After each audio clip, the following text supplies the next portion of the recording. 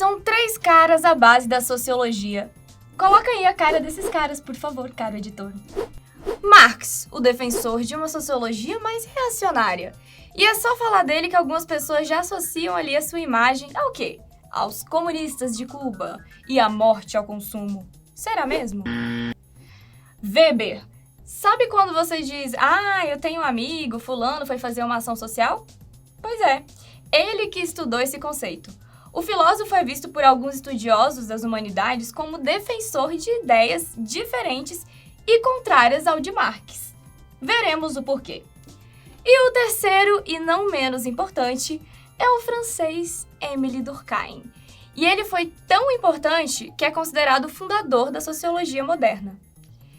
E faz parte da vertente positivista. E apesar do conceito, não ter nenhuma relação com o que eu vou falar agora, ele era o mais otimista dos 3 sociólogos.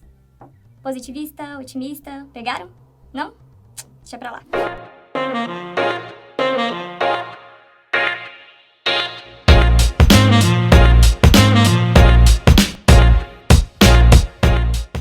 Bom, gente, eu vou falar do mais temido, do mais repugnado nas redes sociais, o mais Karl Marx. Para Marx, só faz sentido explicar as sociedades observando as lutas de classe, que aconteceram em vários períodos históricos, mas se acentuaram mais no capitalismo, com a opressão de burgueses, os meios de produção, sobre os proletários, que são os que estão ali vendendo a sua força de trabalho para ganhar um salarinho. O capitalismo fez com que o trabalho dos homens, antes feito de forma ali artesanal, manual e etc., se tornasse alienado porque eles foram perdendo a consciência do processo produtivo. Olha aí Chaplin parecendo um robozinho nessa cena. Tá, agora vamos desmistificar algumas questões aqui? Bom, muita gente diz que Marx condena a tecnologia e os bens materiais, como se todos tivessem que conviver em uma sociedade assim, quase que espiritual, com voto de pobreza e de simplicidade. Não! Marx não era da metafísica, ou seja, ele não tinha assim uma visão transcendental sobre a nossa existência em uma sociedade sem dinheiro. Vocês já ouviram aquela discussão ironizando os socialistas de iPhone? Pois é, isso até pode parecer um pouco contraditório, mas fazendo uma analogia nos dias de hoje, o ideal para Marx não seria que todo mundo tivesse um celular tijolão, por exemplo, mas sim que todos tivéssemos o melhor celular. O marxismo vê o desenvolvimento tecnológico como algo muito necessário para o crescimento da sociedade. O problema de Marx com a mercadoria é quando ela começa a valer mais que o ser humano. Segundo ponto, algumas pessoas perguntam, mas e o socialismo de lugares como o da Coreia do Norte, da China, do Vietnã e de Cuba? Então, gente, há uma diferença muito grande entre a teoria marxista e a prática do que os historiadores chamam de socialismo real, que esta é uma forma paralela praticada por alguns regimes e nações. Para vocês terem uma ideia, uma curiosidade é que na maioria dos países que se dizem socialistas é proibida a leitura de Marx, já que muitos dos que se dizem praticantes distorcem ali os conceitos originais. Weber. E só pra gente brincar um pouquinho, se tivéssemos que colocar aqui uma frase que representasse a visão sobre o trabalho deste filósofo, seria: Deus ajuda a quem cedo madruga. Em O Capitalismo e Ética Protestante, o livro clássico de Weber, o trabalho árduo e disciplinado, ele aparece como uma virtude, gente, como um caminho para o sucesso profissional e até para a redenção espiritual.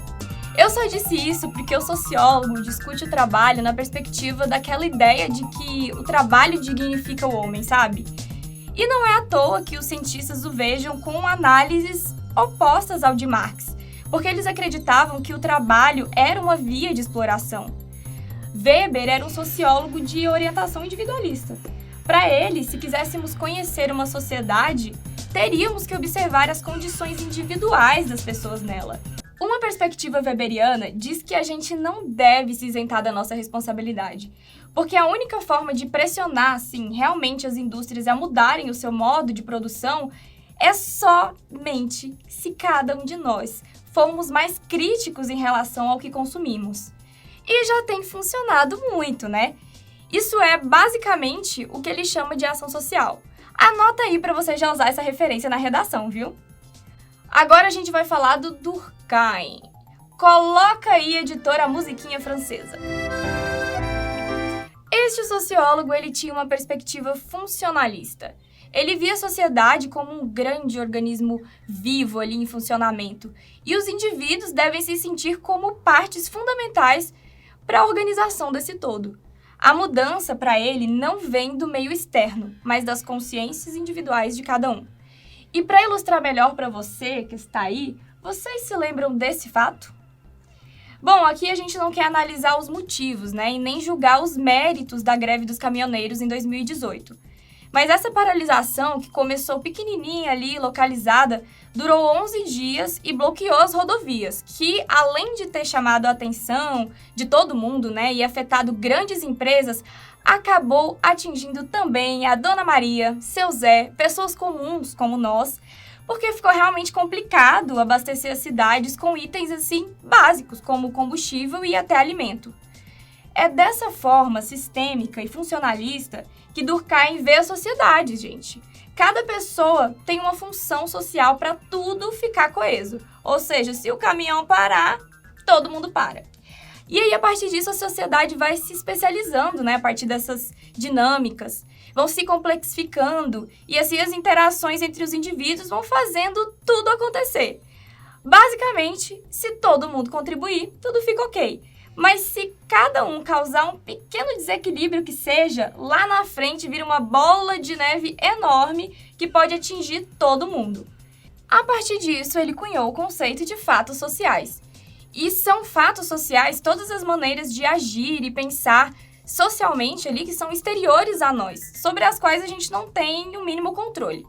Para ser mais específica, valores, crenças, normas, regras sociais, padrões que se repetem.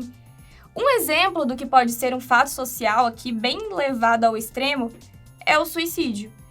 Ele tentou entender o que leva alguém a praticar o suicídio, né? E para ele, infelizmente, um indivíduo se mata para poder parar de sofrer. Suicídios, quer queiramos ou não, acontecem desde que o mundo é mundo, né? Na literatura, temos exemplos assim super clássicos dessa fatalidade em histórias de amores impossíveis, né, como em Romeu e Julieta, ou no livro O Sofrimento do Jovem Werther, de 774. Inclusive, tem uma curiosidade bem triste sobre esse último romance. Na época, o número de suicídios de jovens na Alemanha assim, chegou a aumentar incontestavelmente depois da estreia da peça. Também temos os casos da vida real, históricos, né, como o suicídio após a quebra da Bolsa de Nova York, em 1929.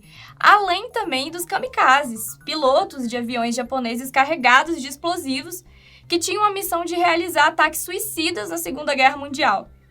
Para Durkheim, o suicídio ele não é uma covardia, como a maioria das pessoas pensam, né?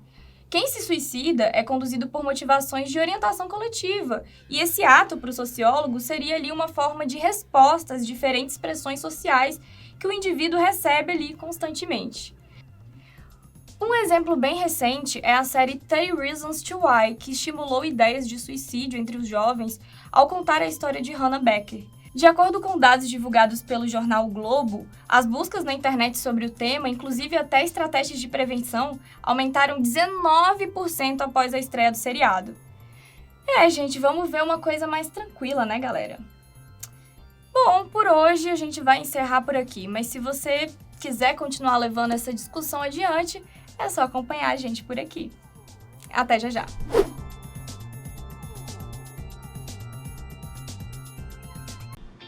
Olá, que bom ter você por aqui assistindo mais um vídeo do nosso canal. Se você ainda não é inscrito, corra lá e inscreva-se, clicando no botãozinho vermelho que aparece aqui na tela. Ative também o sininho e dê o seu like, pois ao deixar o seu joinha, outras pessoas também terão a oportunidade de conhecer o nosso trabalho. Então, até a próxima!